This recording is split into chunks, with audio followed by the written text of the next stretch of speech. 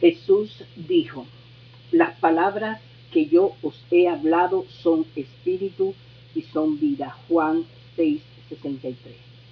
La palabra de Dios es viva y eficaz. Hebreos 4:12. El poder de la palabra de Dios. En los años 1930, un vendedor había logrado vender una Biblia en un pueblo aislado de Polonia. Cuando 3 años más tarde volvió a ese pueblo, sintió un gran gozo. 200 personas habían sido llevadas a la fe en Cristo, gracias a la lectura de la única Biblia que poseían.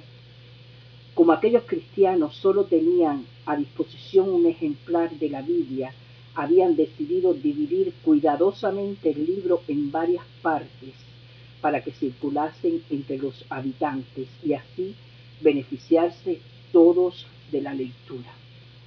El vendedor organizó un encuentro con aquellos creyentes y les preguntó si podían decir de memoria algunos versículos de la Biblia. Uno de los creyentes le preguntó: ¿comprendimos bien? ¿Se refiere a versículos o capítulos? Muy sorprendido, el vendedor descubrió que estos creyentes habían aprendido de memoria no solo versículos aislados, sino varios capítulos e incluso libros enteros de la Biblia. Algunos podían repetir de memoria un evangelio entero, otros una parte del libro de los Salmos y de Génesis. En total, aquellos 200 creyentes podían recitar prácticamente toda la Biblia. Gracias a Dios, porque las partes de la Biblia que eran leídas diariamente e iban de casa en casa estaban tan gastadas que casi no eran legibles. Memoricemos nosotros también la palabra de Dios. Démosla a conocer, pues el Señor mismo prepara los corazones para que sea recibida. Bienaventurado el que lee y los que oyen las palabras de estas profecías y guardan las cosas en ellas escritas, porque el tiempo está cerca. Gracias y paz a vosotros. De Jesucristo, el testigo fiel, el primogénito de los muertos, el soberano de los reyes de la tierra, al que nos amó y nos lavó de nuestros pecados con su sangre. Apocalipsis 1, 3, 5. El libro que le daba miedo. Un creyente fue a visitar a una persona enferma y le propuso leer un pasaje de la Biblia. El enfermo respondió: de acuerdo, pero que no sea en el Apocalipsis. Es un libro que me da miedo. La persona que no está en paz con Dios tiene razón para tener miedo. El Apocalipsis es un libro de juicios, terribles juicios que caerán sobre los hombres que viven sin Dios. Futuro aterrador que nos invita a reconciliarnos con Dios antes de que dé rienda suelta a su ira. Esa ira que vendrá después de su actual paciencia, la cual el hombre a veces interpreta como indiferencia con respecto a la injusticia y al sufrimiento.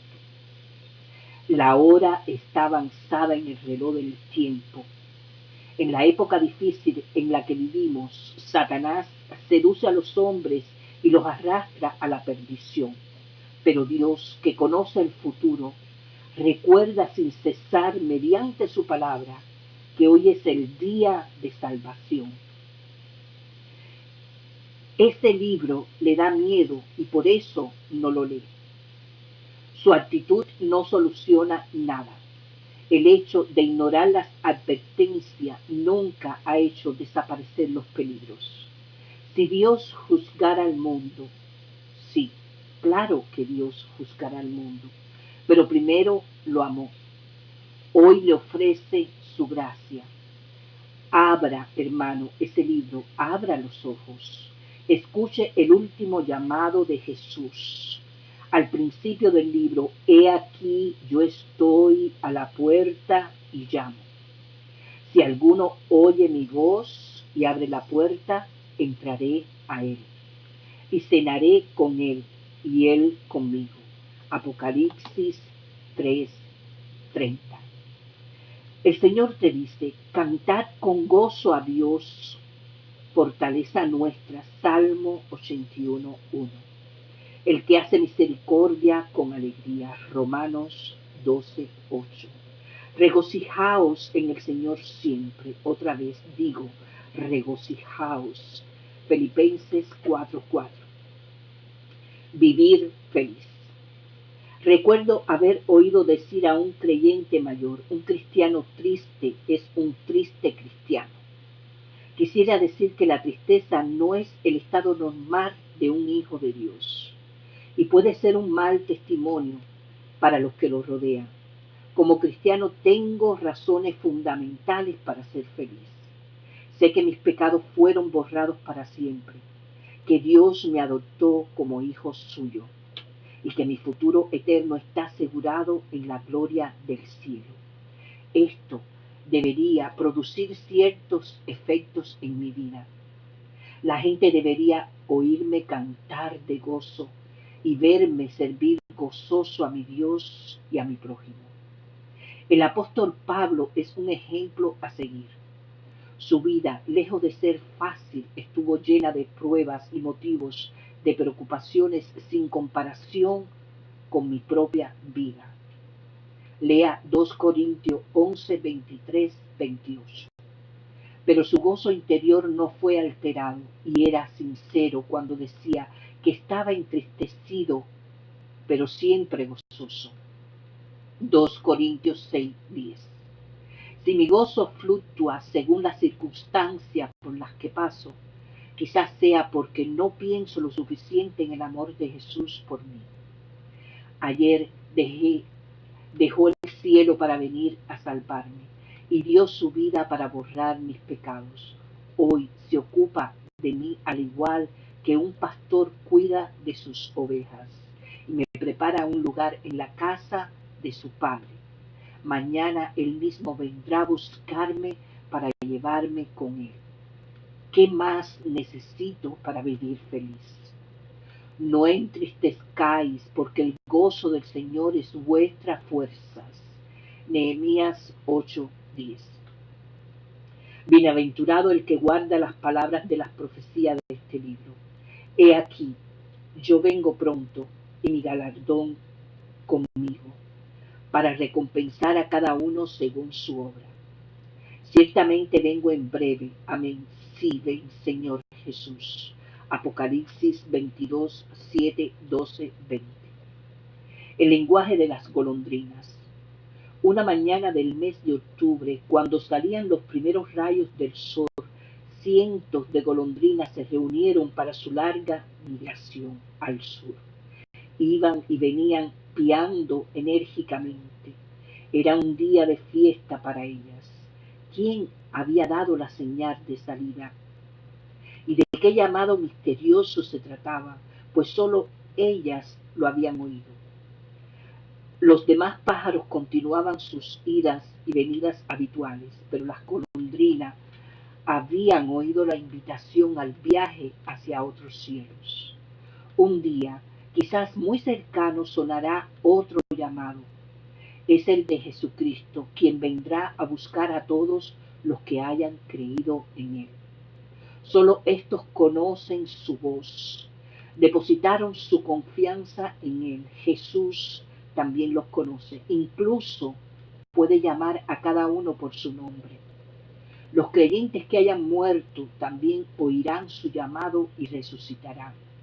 En un instante, en un abrir y cerrar de ojos, todos se reunirán alrededor de Él en las nubes para ser recibidos en la presencia de Dios.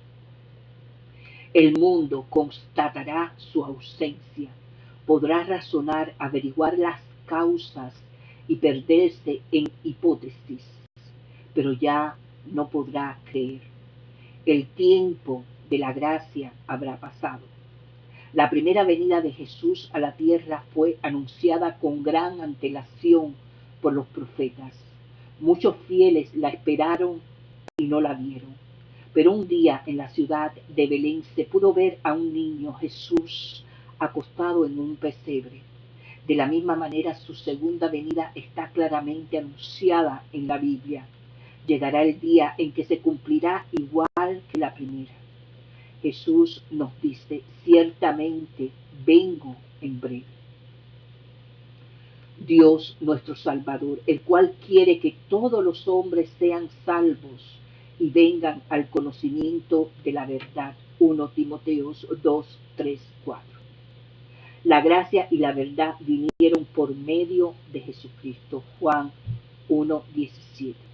Jesús dijo a su Padre, santifícalos en tu verdad, tu palabra es verdad.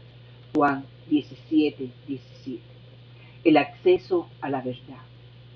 En junio del 2011, el tema del examen de filosofía de las pruebas de acceso a una universidad era: el arte es un medio para acceder a la verdad. Para responder esta pregunta, habría que empezar examinando la que en el otro tiempo hizo Pilato, el gobernador romano encargado del proceso contra Jesús. ¿Qué es la verdad? Juan 18:38. Con 2000 años de intervalo entre la una y la otra, esas dos preguntas siguen sin respuesta para muchos.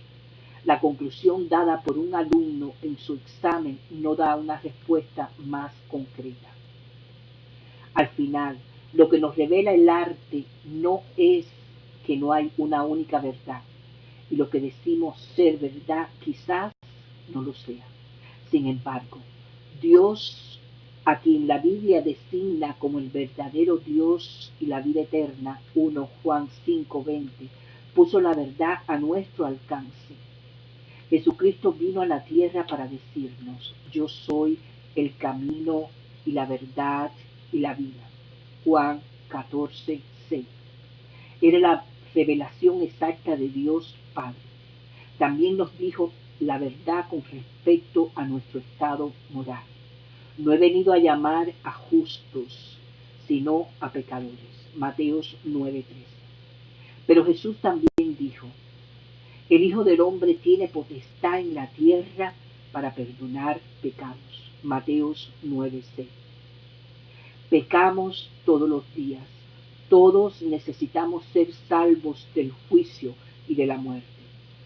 Acceder a la verdad es primeramente estar de acuerdo con Dios para así recibir su perdón y su gracia. Entonces nos permite descubrir la realidad eterna de sus planes de amor para los hombres, consignados en la Biblia. Recibieron la palabra con toda solicitud, escudriñando cada día las Escrituras para ver si estas cosas eran así. Hechos 17:11. Derribando argumentos y toda altivez que se levanta contra el conocimiento de Dios y llevando cautivo todo pensamiento a la obediencia a Cristo. 2 Corintios 10:5. El espíritu crítico. En las instituciones de enseñanza profesional se busca desarrollar cada vez más el espíritu crítico de los estudiantes.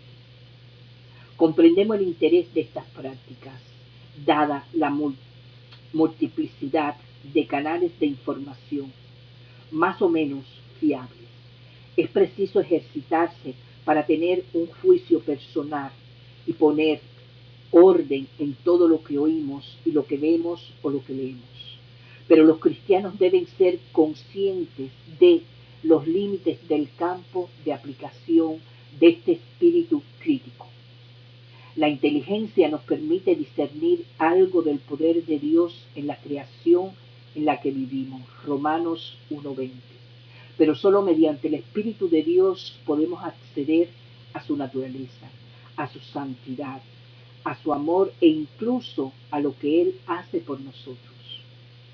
El apóstol Pablo lo resume diciendo, ¿quién de los hombres sabe las cosas del hombre, sino el espíritu del hombre que está en él?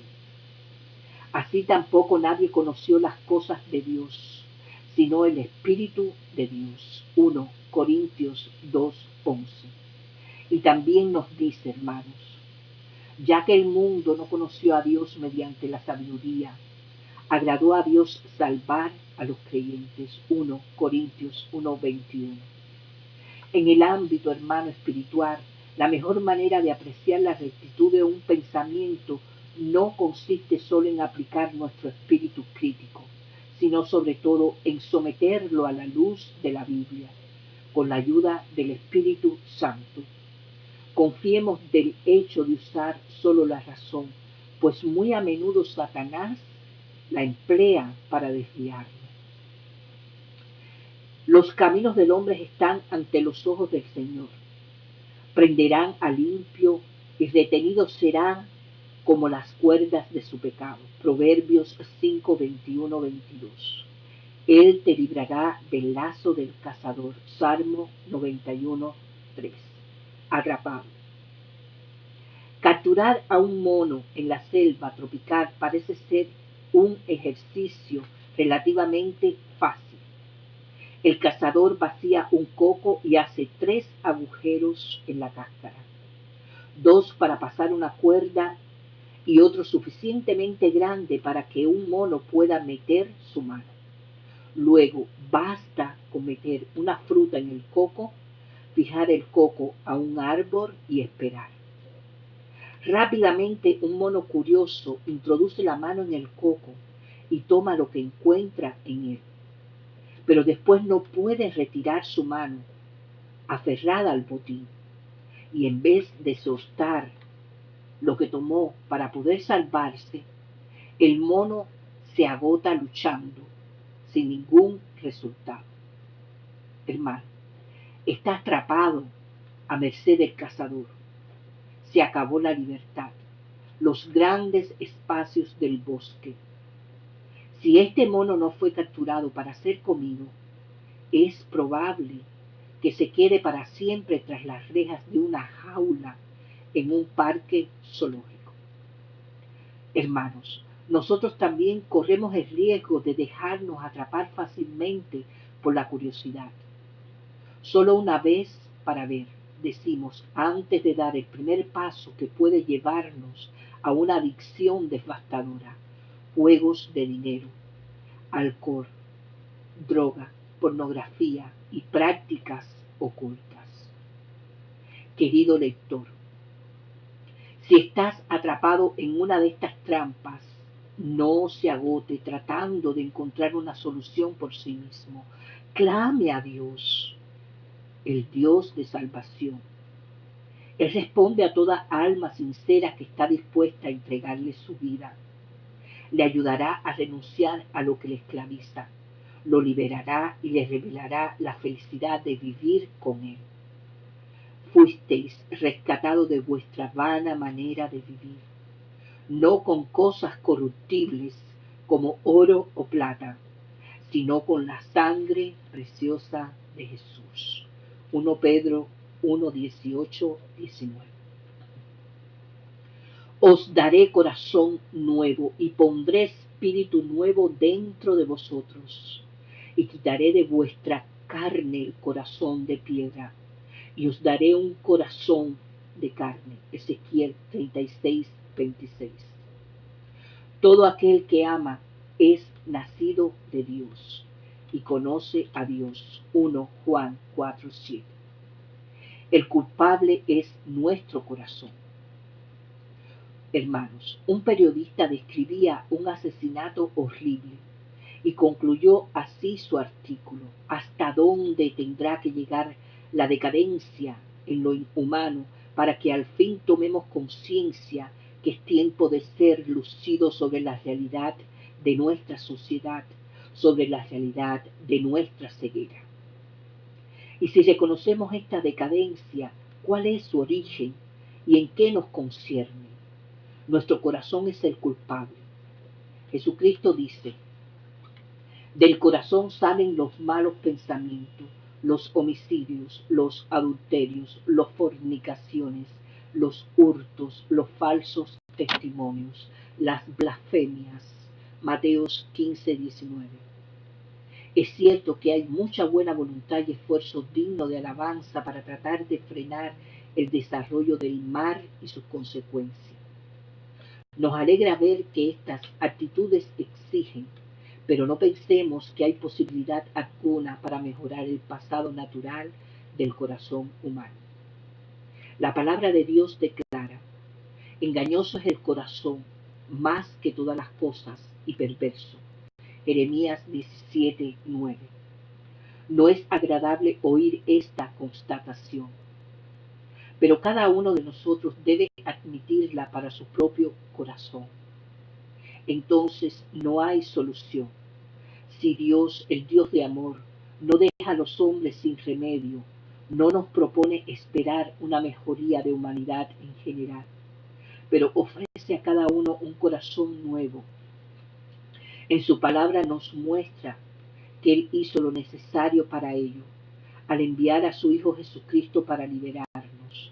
Al que cree en Él como su Salvador, le ofrece una nueva vida y lo hace capaz de amar. Pero es necesario aceptar su oferta con un corazón sincero. Nada hemos traído a este mundo y sin duda nada podremos sacar. 1 Timoteos 6:7. Permanecéis fundados y firmes en la fe, y sin moveros de la esperanza del Evangelio que habéis oído. Colosenses 1:23. Una vida de esperanza.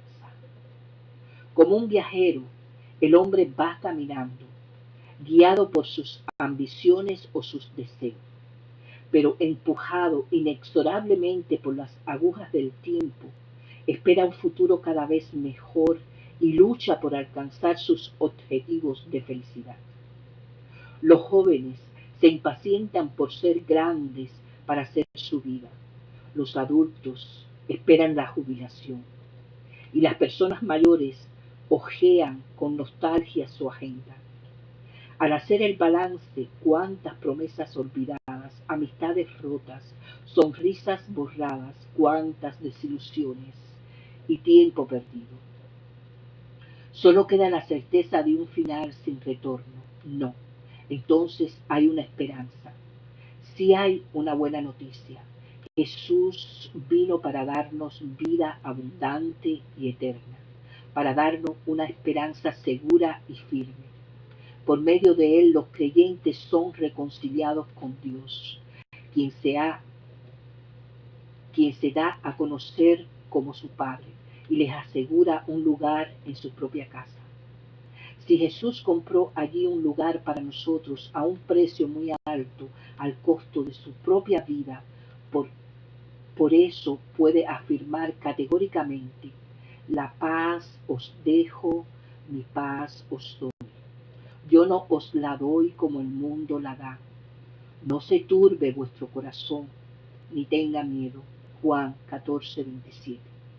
Pero es necesario aceptar ese regalo que Él nos hace, regalo gratuito y definitivo. Aceptar que fue por nosotros, por mí personalmente, que Jesús murió y resucitó. Acéptalo ahora y vivirá con una nueva esperanza. La esperanza no avergüenza, porque el amor de Dios ha sido derramado en nuestros corazones por el Espíritu Santo que nos fue dado. Romanos 5:5. Amén.